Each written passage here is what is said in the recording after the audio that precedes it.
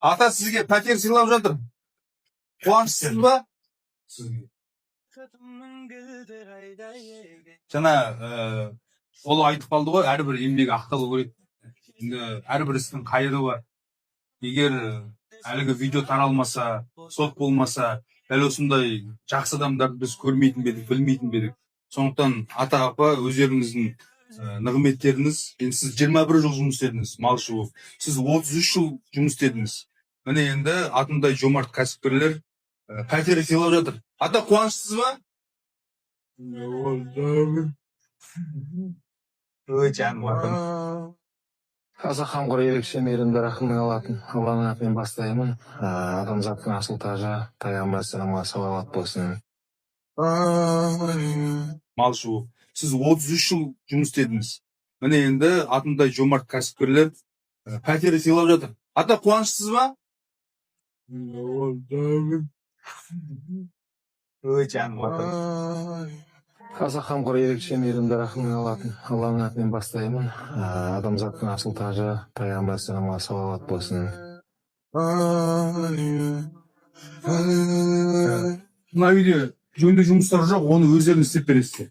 Енді ары қарай ремонтын сай қылып істеп, осы ағаларымыз бұйырса, бір айда, кем дегенде бір 2 айда осы жерге кіріп, амандық болса новоселье жасап, осы жерде айтамыз ғой.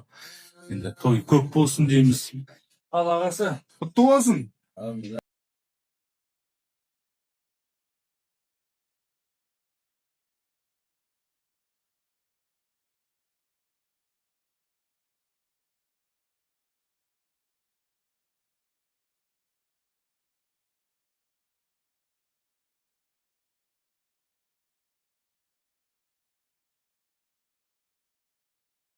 Қара шаңырағына келдік. Ассалаумағалейкум. Саламатсыздар ма? Рахат аға, ассалаумағалейкум. Қалайсыз, амансыз ба? Руслан деген балаңыз болам, журналист.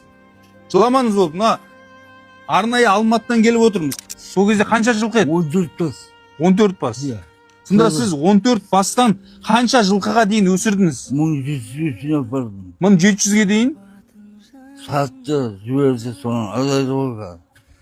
Енді сіз туған күніңіз болды, 60 жасыңыз болды, 50 жасқа толып жатсыз сол жерде.